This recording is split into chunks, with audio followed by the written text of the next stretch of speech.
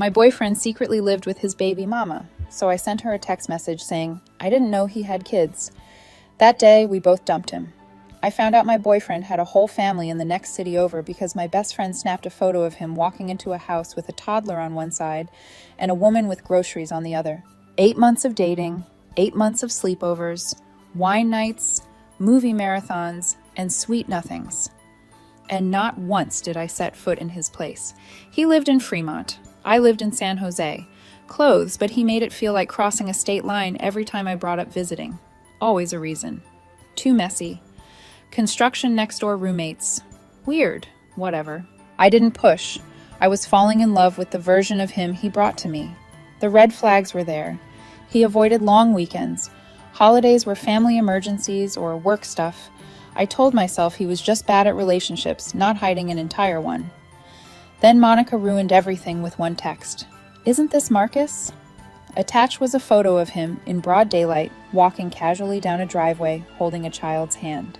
The little girl was maybe 3 or 4, curly hair, tiny pink jacket. Next to them, a woman with a ponytail and groceries. The kind of scene you only see when people live together. The kind of scene you only see when you're not supposed to. I couldn't move. I just stared. That little voice that had been nagging me for months was suddenly screaming. I asked Monica where she saw him. She sent the address. A quiet street in Fremont. I didn't sleep that night.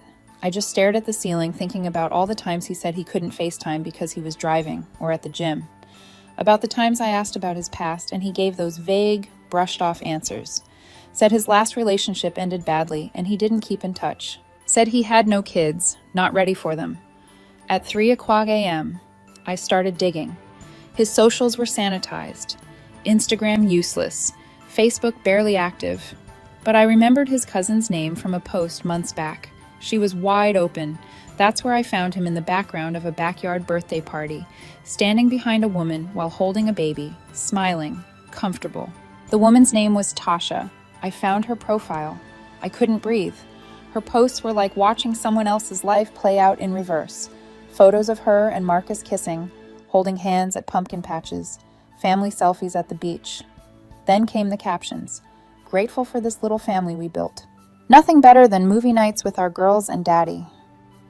I didn't even realize he had more than one kid until that post, and then the one that shattered the last of my doubt, a Mother's Day post 3 weeks ago. To the man who made me a mom, thank you for never making me feel alone in this. He was tagged, smiling, commented with a heart emoji. I sat in the dark staring at the screen.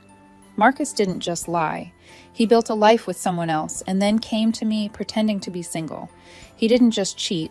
He pretended I was the only one. I didn't call him. I didn't scream or text or throw my phone. I needed more. I wanted to be sure.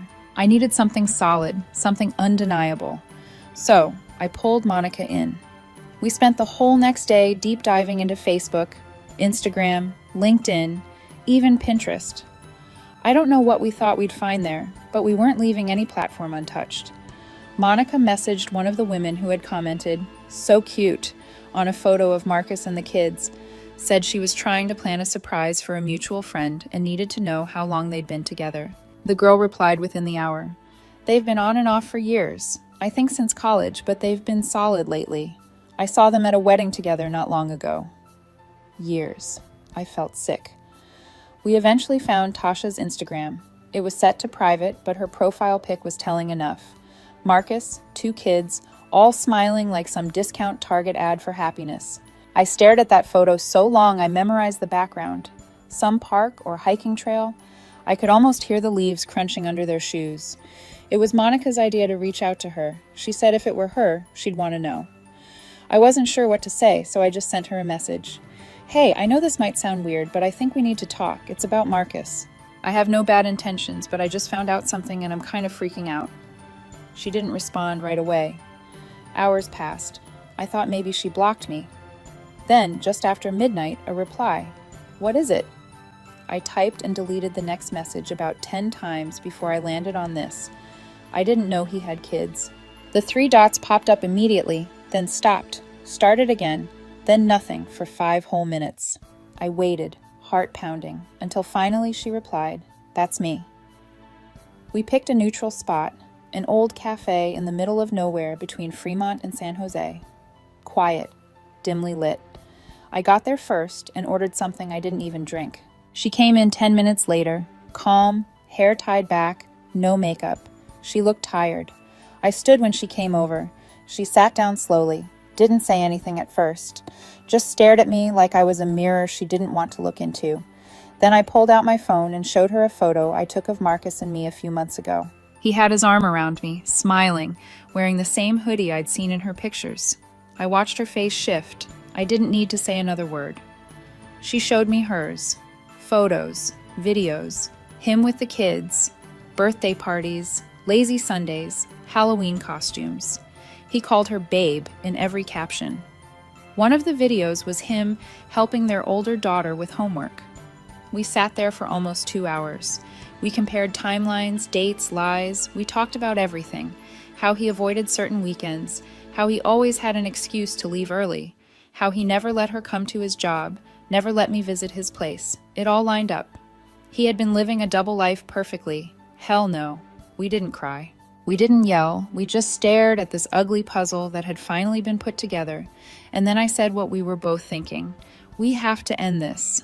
But not just end it. We're going to make him feel what it's like to lose everything at once. We didn't go for some dramatic public confrontation or explosive scene. That's not how you make it sting.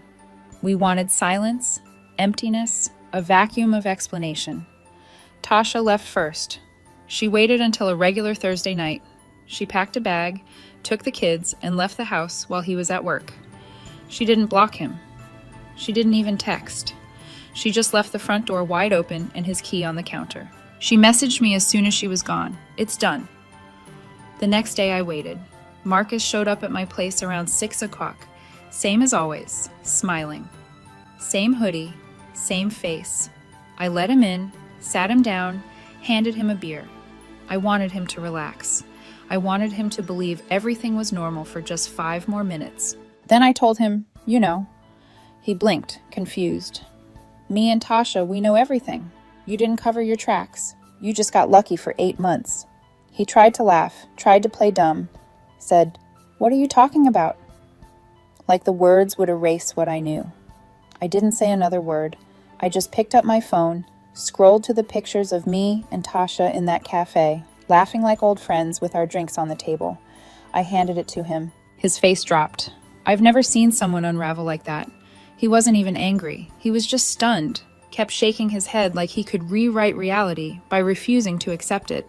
He started talking fast, said he didn't mean to hurt me, that it was complicated, that things with Tasha weren't what I thought, that they weren't really together, just co-parenting, that I was the one he loved. So I asked him one thing. If that's true, why did you spend Mother's Day with her and post that photo? He couldn't answer. I told him to leave. He stood there for a second, like maybe I'd take it back, like maybe I'd soften, but I didn't. I just stared until he finally turned and walked out. I closed the door and locked it behind him. Tasha called me that night. She said he showed up at the house and stood in the driveway like he didn't know what to do. She didn't let him in, didn't even speak to him. She said, "We're free now." And weirdly, we were. Marcus tried to come back like nothing had happened, like he could press rewind on a destroyed life and walk backward into the parts that still worked. He texted me that weekend. "Can we talk?" I didn't answer. He called twice the next day, left a voicemail saying he was sorry, that he felt like everything had just exploded and he was trying to fix it. I deleted it before it finished. He wasn't ready for the silence, the calm after the collapse. That's what messed with him the most. No screaming, no fighting, no closure. Tasha wasn't replying either. She'd moved into her sister's place with the kids, changed the locks, blocked his number after he showed up a second time, and tried to talk through the door for over an hour. I heard about that from her cousin. Marcus didn't know I was in contact with her whole circle now. I was like a shadow in the background of his life, watching him scramble, fail, repeat. By the end of the second week, I started getting messages from unknown numbers, different area codes, same kind of tone. "Hey, it's Marcus. I need to talk. Just give me 5 minutes." Blocked. Then the burner account started watching my stories on Instagram. No profile pic, no followers, just watching. I wasn't even surprised anymore. Tasha and I started talking almost daily. Not about him, about everything else. She told me about her job, her kids, how weird it was to feel relief and grief at the same time. I got it.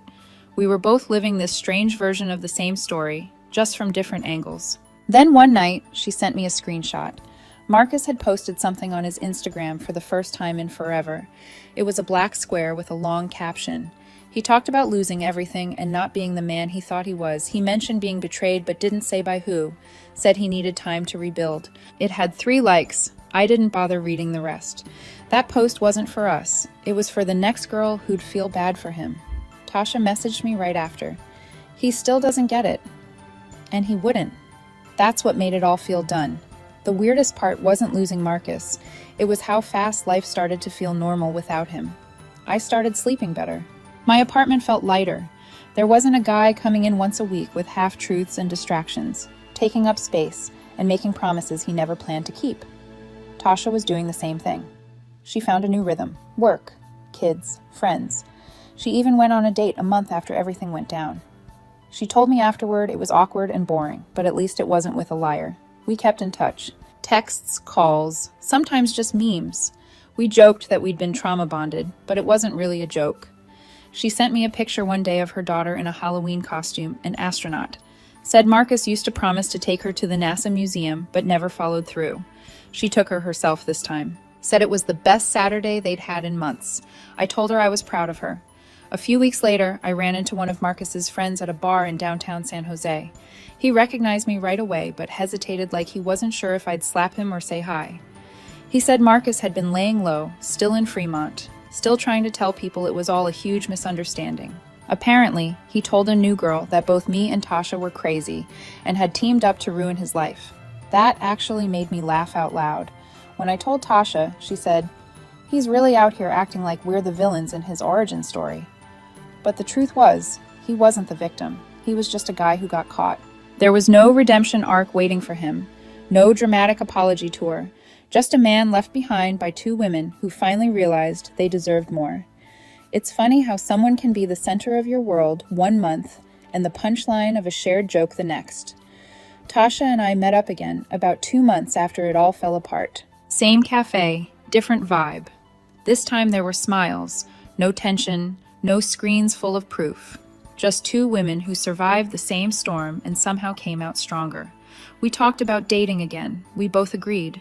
No more charmers with vague answers and mysterious schedules. No more men who treat commitment like a part-time job. She said something that stuck with me. We were both Plan B, trash. He thought he could juggle 2 lives and neither one of us would notice. And for a while he was right, but we noticed. She eventually filed for child support. I supported her through it because no matter how much of a mess he was, he still had 2 kids. He couldn't just ghost. He fought it, of course, claimed he didn't have a job, but she had receipts, photos, dates, screenshots. He didn't stand a chance. He finally messaged me again a few weeks ago, a long paragraph about how he hoped I was doing well, that he missed what we had. Said he hoped I could remember the good times. I didn't respond because I do remember the good times. They were just built on lies. Tasha and I still talk. We've got our own little friendship going, one that never should have existed, but I'm glad it does. We've become this strange version of each other's closure, proof that even when you get played, you can still come out of it smarter, sharper, and absolutely done with nonsense. And Marcus, he became a story we tell now. Sometimes with a drink, sometimes over text, always with the same ending. He thought he had 2 women, but he lost both in one day. And we never looked back. It had been a quiet month. Too quiet. Marcus had gone completely off my radar. No weird texts, no new burner accounts, no desperate Instagram quotes about growth or betrayal. It was like the whole thing had finally died. Tasha and I were still talking every other day. Life was settling into this new version of normal. Her kids were doing well. She'd started going on walks in the evening just to clear her head. I was back in a groove, working, seeing friends, even letting myself consider the idea of dating again. And then it happened. I got a Facebook message request from someone I didn't know. Serena. Pretty girl, blonde hair, soft smile, standing in a backyard that looked familiar. Not exact, but close enough to make me pause. I opened the message. "Hi, I hope this isn't too weird. My name is Serena. I think we need to talk. It's about Marcus." I just stared at it. I forwarded the screenshot to Tasha with no context. Her response came within seconds. Tell me that's not what I think it is. I messaged Serena back. Hey, what's going on? She didn't waste time. She said she met Marcus at a car wash in Fremont, said he struck up a conversation, made her laugh, asked for her number. This was 4 months ago. He told her he was single, no kids, just a chill guy working on himself and not really into drama. He'd been seeing her regularly, always at her place, never his, never late nights, never on weekends. Said he worked a lot, had family obligations he didn't like talking about. Sound familiar? He disappeared one weekend. Said it was a funeral. When he came back, he was distant, weird. So, she started looking. She found his Instagram bare, but then she noticed a comment under one of his posts, a mutual friend. She clicked, then found a photo from months ago. Me, my arm around Marcus, smiling. Tasha was tagged in a comment. From there, she followed the digital breadcrumbs until she landed on everything. She said she sat in bed for 2 hours scrolling, heart racing, realizing she had no idea who she'd been dating. I asked her when exactly they started seeing each other. She said the first date was the week after Valentine's Day. That's when I nearly dropped my phone. That was the same weekend Marcus told me he was going through something and needed space. The same weekend, he told Tasha he was visiting family up north. We thought he was taking a break. He was starting someone new. I asked for proof. She sent screenshots, texts, photos. One of him cooking in her kitchen, smiling like he hadn't just burned his whole life down weeks before. This wasn't just another side girl. This was the third life. Tasha called me the moment I sent her the screenshots. This guy, she said, he really thought he could run a rotation of girlfriends like we were invisible.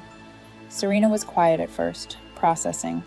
I could tell she was trying not to cry, not from heartbreak, but from humiliation. We told her everything. How it started, how we found each other, how he crumbled the moment we cut him off, how this wasn't an accident or a misunderstanding. It was a pattern. And now we knew for sure. It had never been just two of us. We'd stopped being heartbroken weeks ago. Now we were curious. How many were there? Because if he was willing to juggle 3, there were probably more. He didn't just get caught. He was still running the same game on someone else somewhere. This wasn't a love story gone wrong. This was a man who turned lying into a lifestyle. And suddenly, I felt like the quiet month was just the eye of the storm. Adding Serena to the group chat was like lighting a fuse.